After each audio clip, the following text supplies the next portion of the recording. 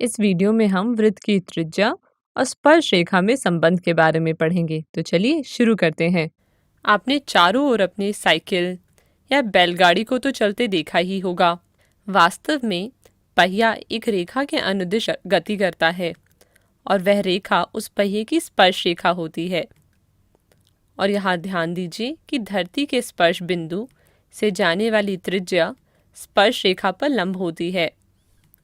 चलिए अब स्पर्श रेखा के इस गुण को सिद्ध करते हैं कि वृत्त के किसी बिंदु पर स्पर्श रेखा स्पर्श बिंदु से जाने वाले त्रिज्या पर लंब होती है। हमें यहाँ केंद्र O वाला वृत्त दिया है तथा बिंदु P से जाने वाली एक स्पर्श रेखा XY दी गई है। हमें यह सिद्ध करना है कि OP XY पर लंब है। यह सिद्ध करने के लिए अगर हम ये दिखा दें कि बिंदु O से रेखा XY तक की न्यूनतम दूरी OP है तो हम कह सकते हैं कि OP XY पर लंब है। अब इसे सिद्ध करने के लिए हमें एक रचना करनी होगी। रेखा XY पर P के अतिरिक्त एक बिंदु Q ले लीजिए।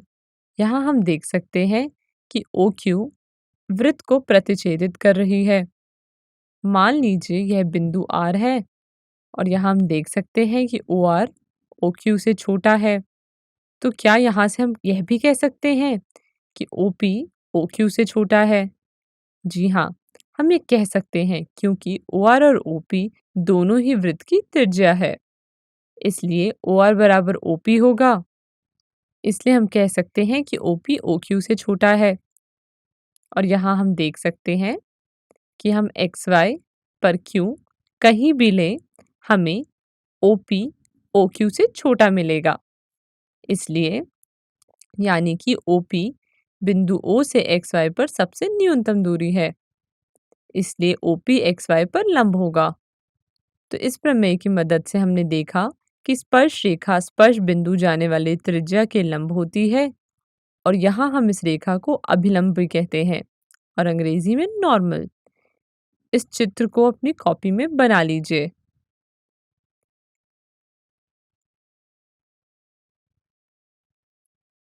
इस वीडियो में हमने वृत्त की त्रिज्या और स्पर्श रेखा के संबंध के बारे में पढ़ा। तो चलिए अब इस प्रूफ को अपनी कॉपी में लिख लेते हैं।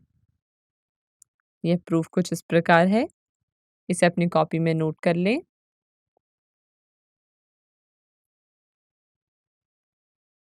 और इसे भी। धन्यवाद।